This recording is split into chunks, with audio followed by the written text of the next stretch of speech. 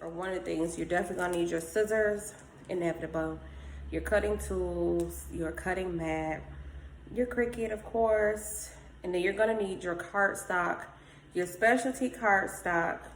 You can use photo paper as well. It's definitely up to you. I do not recommend using sticker paper, however, okay? So this first one I'm using for this one is going to be this pretty glitter blue cardstock. Now, I believe I got this from Hobby Lobby, maybe about $2 or $3 a sheet. Keep that in mind when you're factoring your prices. And then the second one I got, this is the self-adhesive laminating sheets. This is optional. This just gives it more durability, especially if you're using just the cardstock, and I'll show you the difference between the two. But this is what it looks like. This came from Walmart. Optional. And then we have, you kind of see the sheen on there. There you go. This is photo paper. This photo paper is by the same Pen and Gear. I don't have the package for it. I've had this for quite a while, but I got it also from Walmart. It is called just regular photo paper, 8.5 by 11. This is gonna give it that glossy look, okay? And then you also have your cardstock. As you can see, there's no gloss, no sheen, it's just regular cardstock. And I'm gonna show you what it looks like between the two images in just a second. And then this is also optional. Just be careful. This is white glitter cardstock. This same company, Pen and Gear, same place, Walmart. It has, there you go, like a glittery finish to it. It's the upside is that it has a glittery finish, but that's also a downside, because the glittery finish to it, what it does, it can distort the picture. Like, it kind of makes you have to squint to see what's going on. So although it is nice, that's the option too. But I don't recommend it too much because it might distort the image as well. And let me show you the difference between the cardstock and the photo paper. So this is cardstock. No sheen, no shine. It is heavier though than the photo paper, okay? Not much of a sheen or shine. And then if you take a look at this one here, okay?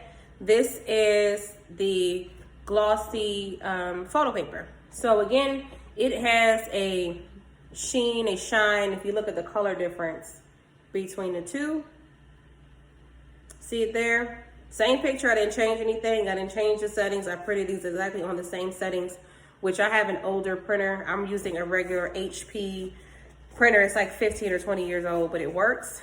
So I'm not using anything fancy. It's just a regular printer, but this is the difference in how it looks. So I prefer how this looks. So as always, you want to start with the new canvas and head over to your uploads. I've already uploaded my pictures inside of Design Space. So I have the graduate and a gold glitter background. Now my glitter background is digital paper that I purchased from Etsy, but I will show you another way to get some free gold or glitter or backgrounds just in general to use for this project.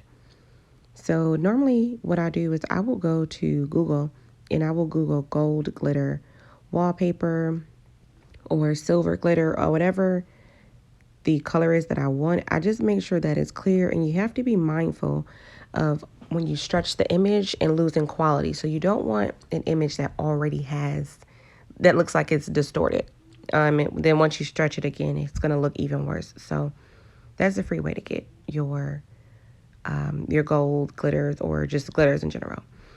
All right, so what I'm doing now is I'm actually going to size this to 12 inches by 12 inches just to make it a little bit smaller. I always design bigger and then shrink it down. It just makes more sense to me.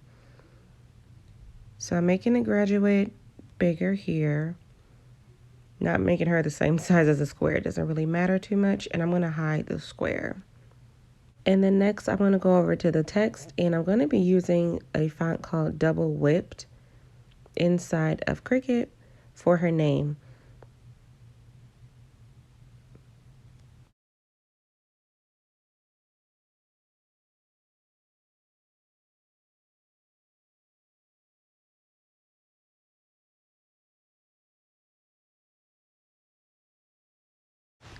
So right here, I'm just getting the position as to where I want the name to go.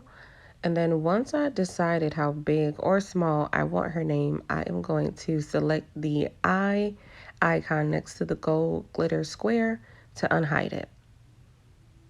The next thing I'll do is I'll actually position in order to do a slicing method with the name to give me the gold look of her name.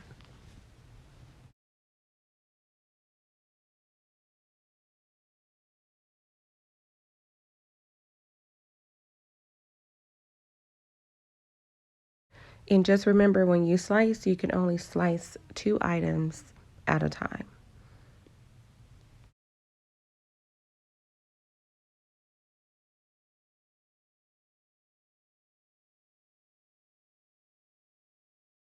And then here, I'm just going to delete all the elements that I do not need. And then we're going to go ahead, reposition again and make sure we're okay with it. And we are going to get an offset behind the name. Now, whatever color offset you choose is fine, but I always leave my offsets at 1/4 inch or 0.25. And I leave the corners around it and I hit apply. You can change the color of the offset and just make sure, as you see, it's over here grayed out. Lets me know I'm actually on the offset. And then I'm going to go up next to the box there for the colors, and I'm going to choose white. And then I'm going to group that together. So this way, when I size them, if I do need to change the size, I'm sizing it together versus separately. Now we're going to do the same thing with text. A very familiar text that most use for these kind of projects is going to be athletic or varsity. Varsity is inside of Cricut already, and it's the regular varsity one. I had to play around with it at first because I'm like, nope, that is not the right one. I wanted one that was bolder and thicker. So it's actually the first one, just the regular varsity. And as I typed it, I just hit the enter button each way. So it was 2, enter, 0, enter, 2, enter, 2, enter. Just that it'll give me that vertical positioning that I'm looking for. Again, I'm just sizing it to my liking, but that first outline layer I do not use. I actually go through and just delete it or turn it off. And so I'm going to use that thicker one. And again, I'm sizing the 2022 all together. And then what I'm going to do is I'm going to make sure it is a print and cut because that's what I want it to be. Our whole entire fan is actually a print and cut. And you can use cardstock if you want to, but I choose not to. So here I'm just doing the same thing as I did before. I think on this one here, I was like, oh man, I actually did it kind of backwards. So you'll see me like slice it out first, and then I change my mind because I'm like, oh wait, no, I don't want the words, the main part of the words to be that gold. I actually want the offset to be gold. So you'll actually get a chance to see me do it both ways. I was like, oopsie. Yep, not what I wanted. Wasn't a fan. So you're going to see me hit the undo button a few times. There we go. That's the undo button. And then I'm actually going to go back and do the same kind of move with the offset. So there I go, deleting it. And I'm like, eh. All right, so now we're going to get our offset. And you are going to do basically the same thing. Keep it as a print and cut. Do our offset still at 1/4 inch with rounded corners. And now that's what I want because I want the words or the numbers to be blue and I want that offset to be gold. So one thing I forgot to mention is to duplicate that glitter square when you open up Design Space or your Starter Canvas. Do it twice, or you can use the same one. I just did it twice. And now I'm going to take that offset and slice that offset because I want the offset to be gold, and then I'm going to keep the numbers itself blue.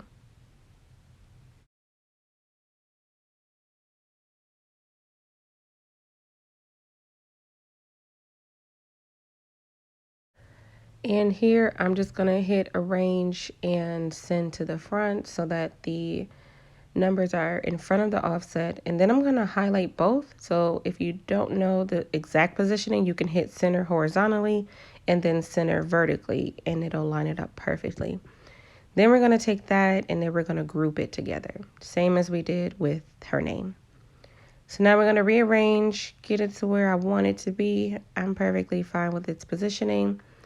Again, I'm going to arrange send to the front. I don't want it to cover completely, but just enough for you to get the gist. And then I'm going to highlight all of it, and then I am going to select a group. Now, we do know we're a little bit limited on the print and cut and Cricut. However, I feel like these fans, to me, in my opinion, don't need to be super large because they get kind of bulky. So I try to stay with my width in between like 6 to 7 inches, and then my height at about 9 inches. 10 is really pushing it for the height. So I try to stay within those measurements.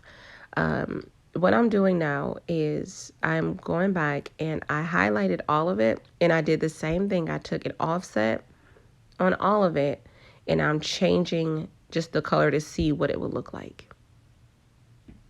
So this is after you size it, grab it all together, do your offset again. Now we do need to make sure that the picture itself is a print and cut, and then your background, or the new one that you just did of the entire thing, is going to be the base for your fan. You want to make sure that it reads as a basic cut, okay? And always resize them together. So there you see me do it again. And I'll just show you not to resize it separately because then your offset is going to be off.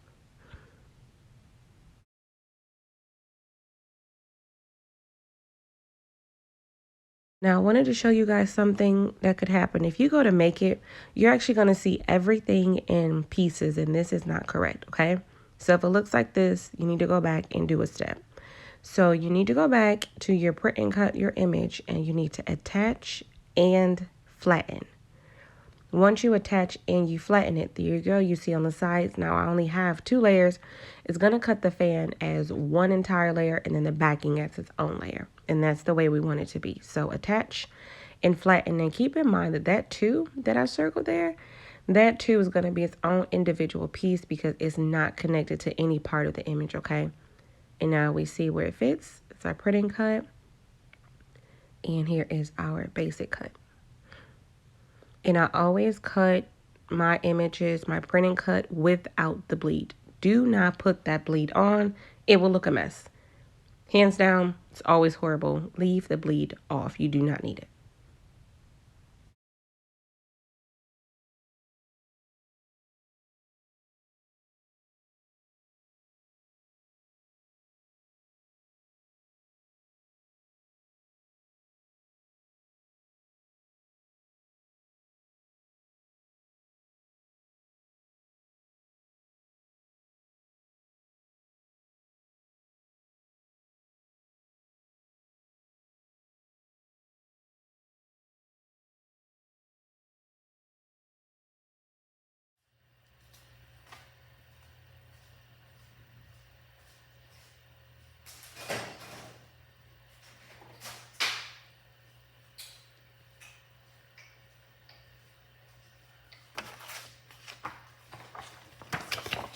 All right, so for the second part here, I have this one is the, for the second part here, this one is the regular cardstock. Now, it is a little bit dark where I am, so the print quality is a lot better.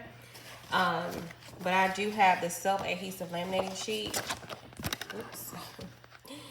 I do have, let's do this. So this is the matte one, the matte finish. And then this is actually the self-adhesive laminating sheet. As you can see towards the top up here, it doesn't have it has an area where you can peel from. You are going to also need your scissors. And I forgot to mention, you are going to need a squeegee for this part as well, okay? So the first thing that we're gonna do, since we know it peels back from here, we're gonna cut beyond here, okay? So I'm just gonna cut, and you don't have to, it doesn't have to be exact, but we just wanna cut a square around this entire image.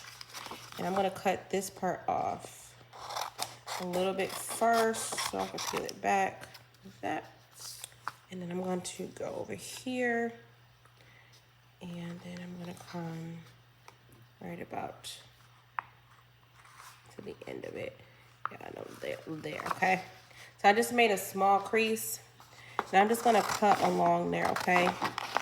It doesn't have to be straight. If you have something that's that'll cut straighter or better or more straight, that's fine. I'm just trying to stay,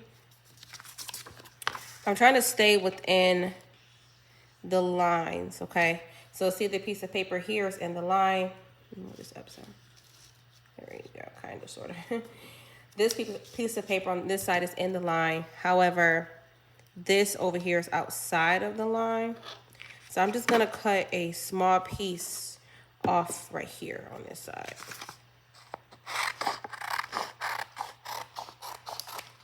Again, not necessary, but that's it, okay? So now the whole entire piece fits on here. I'm gonna get my squeegee and I'm going to literally roll this out, flatten it down. It'll give it a shot. So after you cut that, I have my squeegee, nothing spectacular. And I am going to peel down, okay? So I wanna see which way this was. This is the top piece. I may have lost a little bit on here, but it's okay. And there is, I'm gonna set this, don't do that. I don't even know why I did this way, but we're too deep in, okay? And as I'm going down this way,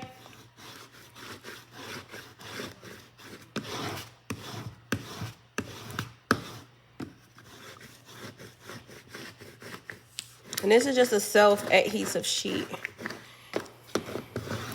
And the reason why we're not covering the lines is that sometimes the Cricut acts a little special and can't read it. And the squeegee just gets the bubbles and things out, okay? So laminate makes it more sturdier. And now we're gonna take it to the Cricut and we're gonna cut this on the Cricut.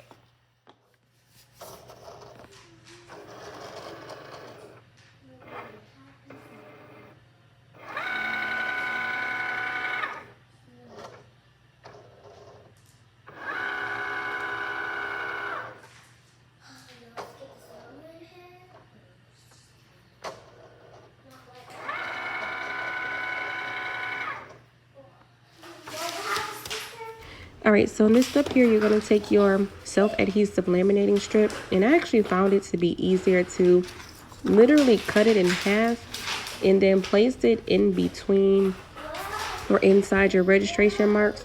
You don't want to place the adhesive laminating film over the registration marks, which are those black lines. So just be careful when you are doing this step in the process. You want it over the image, but not the black lines, because sometimes Cricut will not read them and you won't be able to cut. So now I'm just taking the self-adhesive laminate, and I am placing it over the image only, and I'm using my squeegee tool. Now I did just fold it back a little bit underneath itself and then peel the top and did it this way. And this was a lot easier. Laminating it gives it more durability, and this is why I had a more shine, or a bigger shine, like glossier effect on my fan than most, is because the self-adhesive laminating. No, when you hurt yourself, I want to hear self-adhesive laminate, y'all. Y'all get what I'm trying to say. So keep going. Try to get all the air bubbles out. Make sure there isn't anything underneath it, and that's it. Now this step right here was after I cut it onto the Cricut. I didn't do the print and cut setting. I do have another video, or we'll upload another video as well if it's needed. But as you see, that too is not connected, so it's going to be its own individual piece, but everything else is connected. And if you look in between that, oh, it did have a little bit of a hard time cutting, but you can use an X-Acto knife to get the middle of that. I just needed to clean my blade, which I knew beforehand, so it's okay.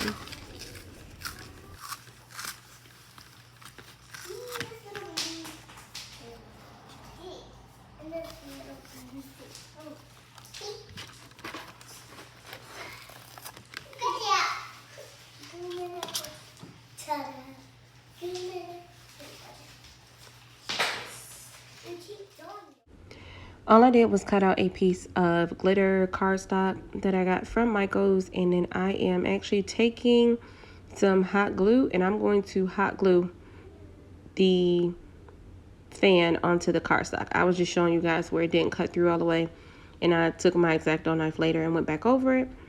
And that's it. You don't really have to worry about the hot glue seeping through the back of the paper and causing, like, you know, where you could see it from the front side. That won't happen as long as it's laminated. Now, if you choose not to laminate it, there is a chance that it will be shown, like the hard glue will show through to the front. And that's really it. You're going to see me struggle a little bit. That too did not want to stay. But I'm just putting a little bit of glue. I'm making sure not to put glue where it could seep through. Now, you can use double-sided tape if you want to. I don't see why you couldn't. It might be a little less messy. But I'm just so used to burning my fingers by now, so it doesn't bother me. So it is what it is at this point.